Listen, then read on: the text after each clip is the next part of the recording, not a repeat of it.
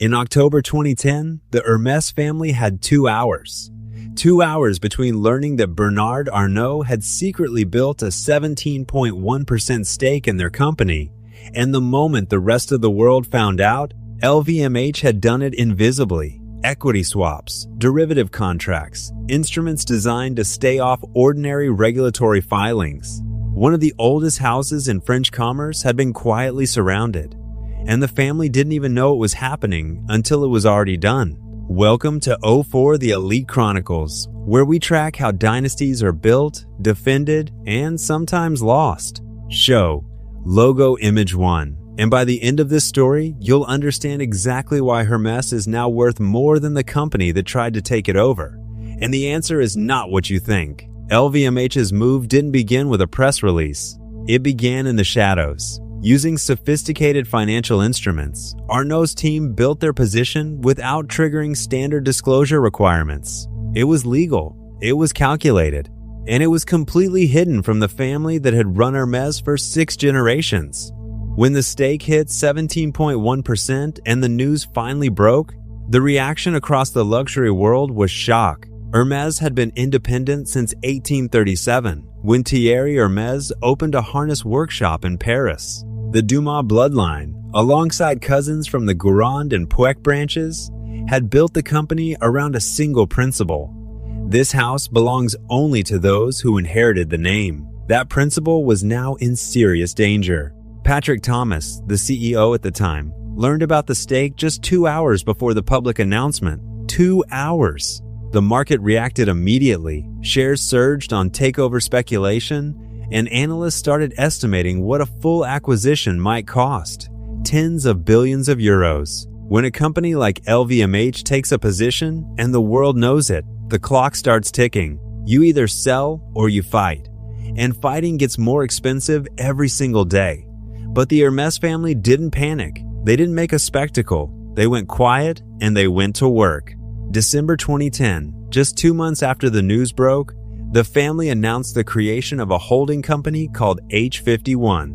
Under the structure, family shareholders across all 3 branches, Dumas, Guérande, and Pouec, pooled their shares into a single entity that controlled 50.2% of Hermès International's capital.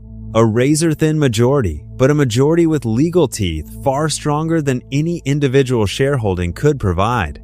The architecture had 2 critical features. First, if any family member wanted to sell, H51 had first right to buy. No outside buyer could access those shares without going through the family, and the family had no incentive to let them in. Second, and this is the part that made it truly formidable, shares inside H51 carried an inalienability clause. They could not be sold to an outside party under any circumstances. They could only move between family members. The moment a share entered H51, it was structurally unreachable to any hostile acquirer. LVMH had 17.1% sitting in the open market. The 50.2% controlled by H51 was effectively locked in a vault with no door. Outside advisors said it would never hold. 6 generations of cousins, different financial needs, different opinions about the company's future. How could they possibly stay unified? And historically, they had a point. Family businesses fracture. Siblings fight over inheritances. Cousins disagree on when to take profits. Unity at that scale, in theory, fails in practice. But H51 was engineered to make unity the only rational option.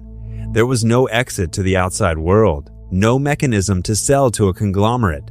Dissolving the structure required every branch to agree, and the entire point of the structure was to make that impossible. The siege had begun, but the fortress was already built. What happened next wasn't a dramatic corporate war. There were no full-page ads, no proxy fights, no public accusations. Hermès simply refused to play that game.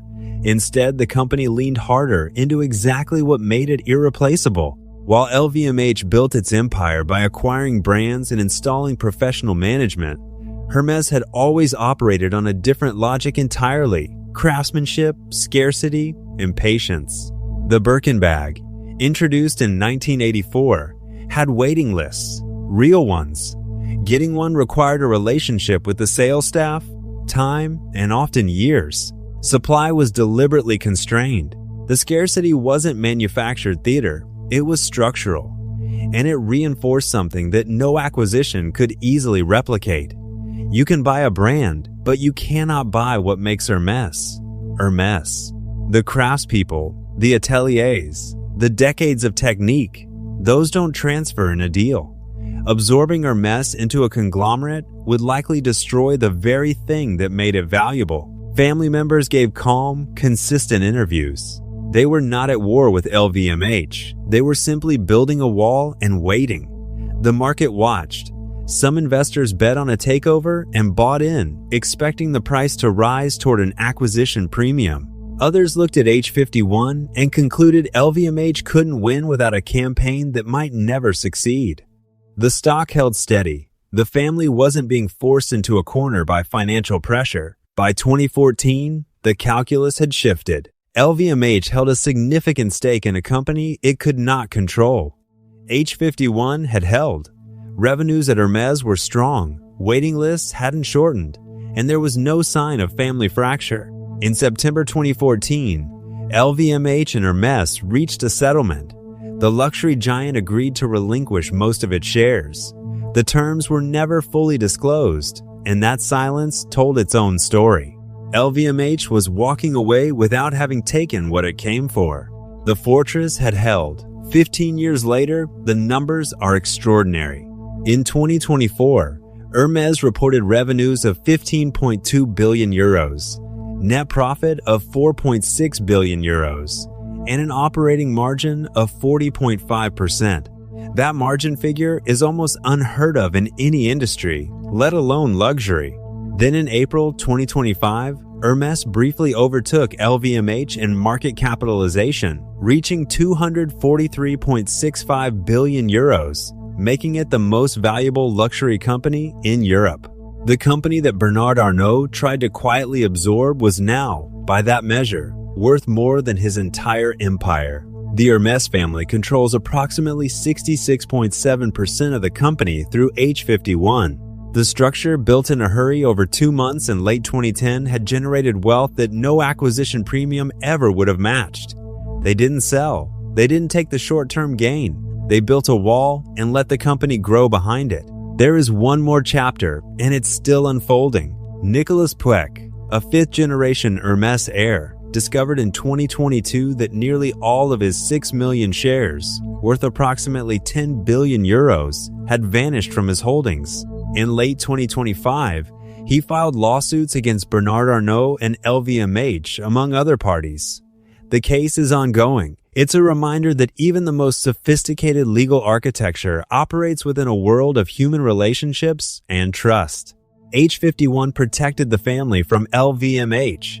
It couldn't fully protect individual members from disputes within the family itself. That's a different kind of vulnerability, and one no structure can entirely solve. Now you know why Hermès is worth more than LVMH today.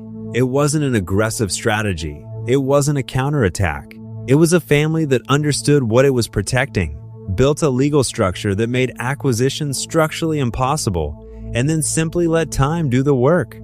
The fortress became a kingdom. The answer was never about fighting harder. It was about making the fight unwinnable for the other side. Which dynasty should we cover next? Drop your answer in the comments below. And if you want more stories about how old money builds, defends, and sometimes loses what it took generations to create, subscribe to 04 The Elite Chronicles. We'll be here.